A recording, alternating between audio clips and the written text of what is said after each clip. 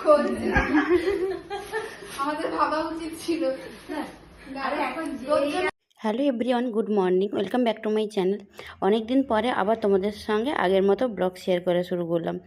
এখন চাইলেও আমি সেভাবে ব্লগ দিতে পারছি না, কারণ কি বলো তো, এখনও আমার শরীর ঠিক হয়নি। আর পুচকুটাকে নিয়ে এখন নতুন নতুন তো সব কিছু গুছিয়ে উঠতে একটু টাইম লাগছে।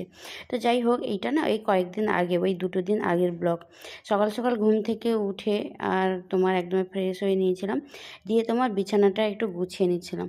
তাড়াতাড়ি করে সমস্ত কিছু কাজ শেষ করে নিব, কারণ আমার কাছে এতদিন মামা দিদা আর আমার এক বোন ছিল।